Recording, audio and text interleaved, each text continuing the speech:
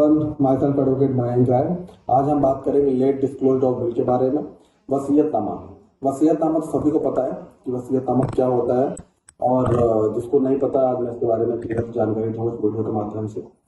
वसीयतनामा में क्या होता है कि जो हेड ऑफ द फैमिली होता है, जिसके नाम पे प्रॉपर्टी होती है, वो अपने लीगल हायर्स या अपने या किसी संस्था को या अपने किसी फ्रेंड को विल करके अपनी पूरी प्रॉपर्टी ट्रांसफर कर सकता है।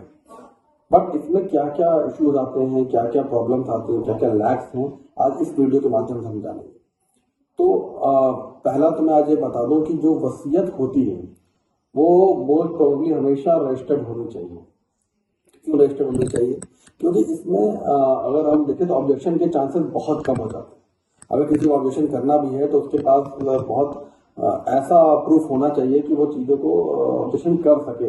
वरना अगर रजिस्टर्ड बिल है और वो बिल का वाला जो बंदा जिसने पेपर में एग्जीक्यूट की है, अगर वो एक्सपायर हो जाता है और बिल टाइमली डिस्क्लोज हो गई है तो बिल चैलेंज करना बहुत मुश्किल होता है।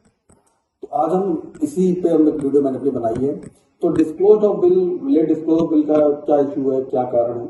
अगर जो जिसके फेवर में बिल एग्जीक्यूट हुई है और जिसने बिल की है, अब बिल वाला बंदा जिंदा था और जिसके फेवर बिल एग्जीक्यूट हुई है, उसने बिल क्या किया, ये सोचा कि भाई उसके जिंदा रहते कहीं बिल पे ऑब्जेक्शन ना आ जाए, उसने बिल को क्या किया, हाइड कर लिया। और जैसे ही बिल दाता जिसने बिल की है उसकी मृत्यु हुई और उसके 1-2 महीने बाद वो बिल को ओपन करता है, दिखाता है कि बिल मेरे नाम पे है। तो ऐसे केसेस में जब कोर्ट में केस चलता है तो कोर्ट भी इसको डाउटफुल मानती है। डाउटफुल क्यों मानती है इसको?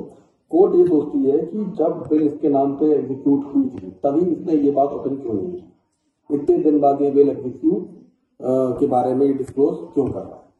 तो इसके बारे में जजमेंट भी है वीरेंद्र सिंह वर्सेस भूप सिंह का, Punjab and Haryana high court का।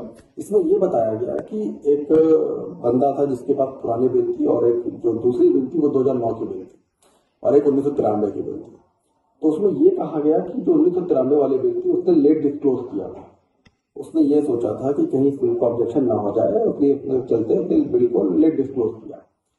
अब जो 2009 वाला है उसमें 2 लीगल हायर्स थे और 93 वाले में 4 लीगल हायर्स थे। अब यहाँ पे इशू ये फंसता है कि दोनों बिल रजिस्टर्ड थी। इशू ये फंसता है कि अब कोर्ट ने कहा कि जो बिल आपने डिस्क्लोज किया है, जिसमें विटनेस के साइन है, बिल सब कुछ सही है, बिल के सारे रूल फॉलो किए गए थे। बट इशू यहाँ पे फंस रहा था कि जब बिल आपके नाम पे एग्जीक्यूट थी, 93 वाले के नाम पे एग्जीक्यूट थी, तो आपने उसको उसी टाइम पे डिस्क्लोज क्यों नहीं किया? और बिल लेट से डिस्क्लोज किया है तो इसका क्या कारण है? ऐसा कोई ऐसी चीज तो नहीं कि फैब्रिकेटेड है या फिर किसी और ने चैलेंज किया है या अनड्यू इन्फ्लुएंस है, क्या इशू है? तो कहीं ना कहीं कोर्ट इस पर डाउटफुल रहती है। बट हाँ, हालांकि जजमेंट तो 93 वाले के फेवर में ही हुआ, बट यहाँ पे कहीं ना कहीं केस बहुत लंबा खींचा। तो मेक श्योर मैं इस हाई कोर्ट का जो जजमेंट है मैं इसलिए आपको बता रहा हूँ कि अगर आप बिल को लेट डाउटफुल अगर लेट डिस्क्लोज करोगे तो वो कहीं ना कहीं डाउटफुल हो जाती है और प्रॉपर्टी ट्रांसफर होने में बहुत टाइम ले लेता है। तो ये बात समझने वाली है कि बिल अगर आपके फेवर में एग्जीक्यूट हो जाती है तो उसको टाइमली डिस्क्लोज कर दीजिए, जिससे कि आगे चल के आपको प्रॉब्लम ना हो। तो आज इस वीडियो के साथ मैं वीडियो को विराम देता हूँ और ऐसी वीडियोस को जानने के लिए लाइक एंड सब्सक्राइब करिए। मैं और भी ऐसी वीडियोस आपके आगे लाता रहूँ। तब तक के लिए नमस्कार।